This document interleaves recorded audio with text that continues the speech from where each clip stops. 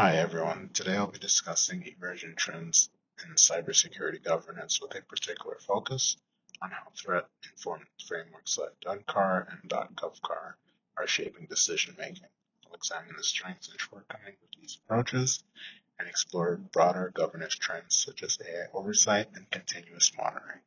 I'll also offer insight into where governance must go as threats evolve and technologies evolve as well. Governance is struggling to keep pace with the speed and scale of modern threats. Organizations today operate across cloud, AI, OT, and distributed work environments, while adversaries innovate continuously. Compliance-only models cannot protect against the dynamic nature of cyber risks. Governance must shift from periodic checklists to continuous adaptive decision-making that reflects real-time data, workforce capabilities, and operational realities. DoD CAR's core strength is its grounding in real adversary behavior. By prioritizing controls based on documented threat patterns, it helps organizations understand which risks truly matter. This increases the precision of risk-based decisions and improves alignment between leadership, security teams, and budget planning. It effectively bridges the gap between strategic governance and operational intelligence. However, non-car assumes a maturity level many organizations do not yet possess. It is resource intensive and challenging to scale outside government or large enterprises. Adversary behaviors also evolve faster than framework updates. And while .car highlights risks, it does not address deeper systemic issues, such as workforce shortages, dependence on legacy systems, or vendor vulnerabilities that shape real-world resilience. Recent incidents show that organizations are only as secure as their weakest vendor. In healthcare especially, third-party failures can trigger nationwide impacts. Current governance still relies heavily on trust rather than verification. The trend is shifting, however, towards continuous vendor monitoring, real-time assurance, and shared sector intelligence. Supply chain security is becoming a core pillar of governance now, not just an afterthought. One of the biggest governance gaps is the assumption that organizations have the workforce to execute their strategies. Many environments have problems where a single person holds critical institutional knowledge. Meanwhile, organizations over-rely on AI tools without building human expertise.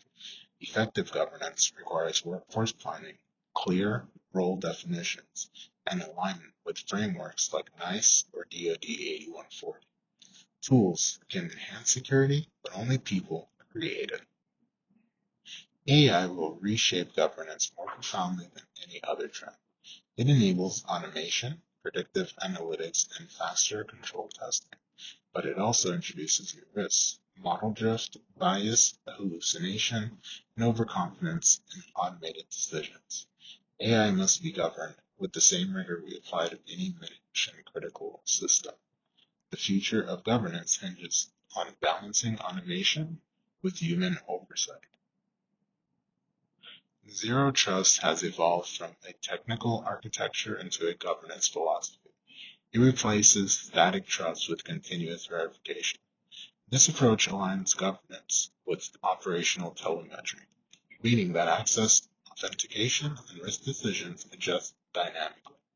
Zero trust strengthens both resilience and accountability by ensuring that trust is never assumed and always validated. Organizations can no longer rely on annual audits to understand their security posture. Continuous monitoring offers real-time visibility into control performance vulnerabilities and deviations from expected behavior. This transforms governance from a periodic activity into a living process. It supports better executive decision-making and creates a more honest understanding of operational risks. The most sustainable direction of governance is a fusion of compliance, threat intelligence, and operations. Frameworks like APT Attack, Defend, DoD CAR, and NIST CSF 2.0 complement each other.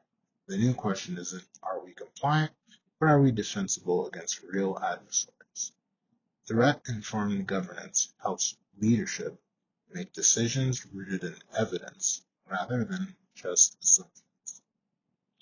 DoD CAR can be strengthened through several enhancements, integrating AI-driven threat modeling, expanding vendor and supply chain coverage, connecting with continuous monitoring systems, and embedding workforce governance into the model. Governance must evolve into a dynamic ecosystem that learns continuously and adapts to changing adversary patterns, business priorities, and workforce capabilities. Cyber governance is entering a new era, one defined by continuous validation, human-centered decision-making, and threat intelligence. While frameworks like DoD CAR provide valuable structure, they must be modernized to remain effective. Ultimately, the future of governance depends on the interplay between people, controls, and the real-world threats. An organization is secure not just because it has policies, but because it has the right people, the right insights, and the right processes all working together. Thank you for taking the time today to follow along the presentation. Um, Next slide will be references. This is the reference slide, and so you can see I used NIST publications, minor resources, sector-specific reports, as well as RSA governance research. Thank you for taking the time with me today to go through the presentation with me. I hope you enjoyed it. Take care.